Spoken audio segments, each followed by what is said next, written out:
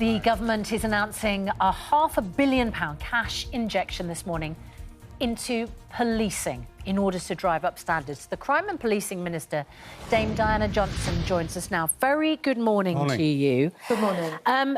Look, we all value our police force because, my goodness, what kind of a country would we be without them? But this announcement comes as the University College London announces new research that says the public believe policing is failing to deliver even the minimum standards of protection.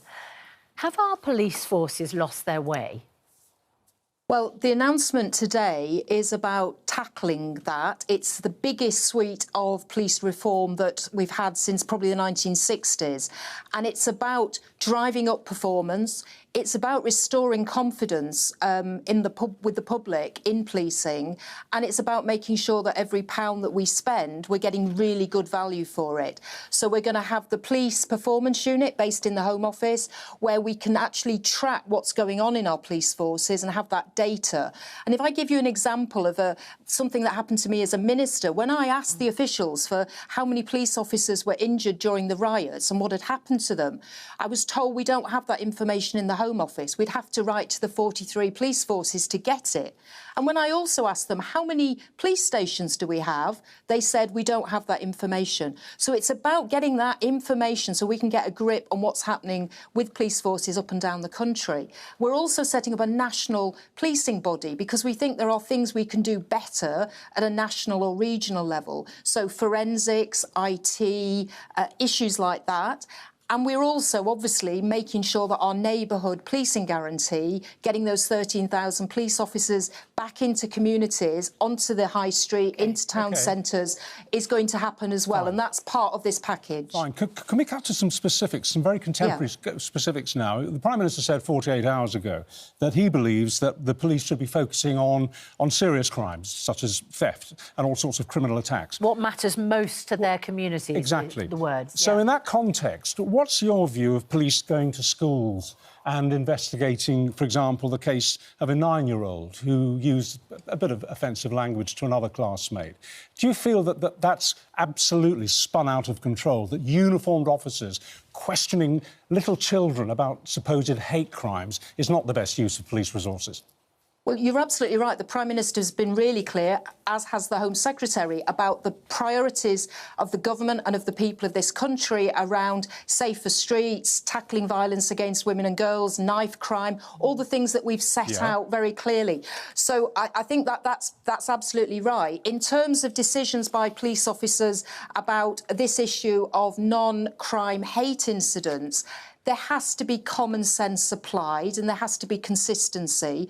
And I know the Inspectorate for Police have questioned whether that's happening within police forces at the moment. I do think, though, it's important to recognise in some circumstances, and I'm thinking particularly around the rise in anti-Semitism or Islamophobia that we've seen in recent times, hostility, so it may not reach a threshold of a criminal offence, but hostility to, say, a woman in the street who's dressed in the Islamic hijab.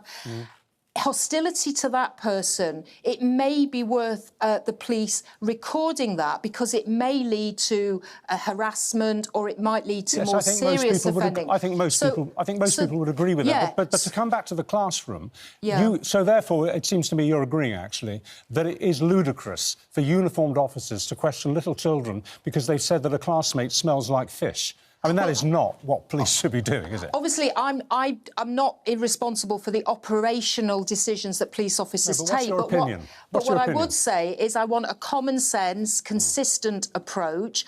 And I think there are times when it is appropriate to record these non-crime hate incidents, but there needs to be consistency and training. And I know the College of Policing is looking at this now, how we can make this work more effectively and better. But we also recognise there is another issue to this about freedom of speech. And we, of course, value freedom of speech and that people should be able to speak up.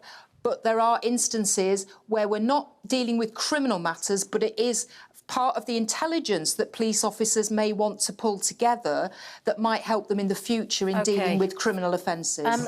We need to move on because there's a big protest today. tens of thousands of farmers, Jeremy Clarkson amongst them, saying it's completely unfair to family farms to levy this inheritance tax on them. What's your message to the farmers who are descending on Westminster?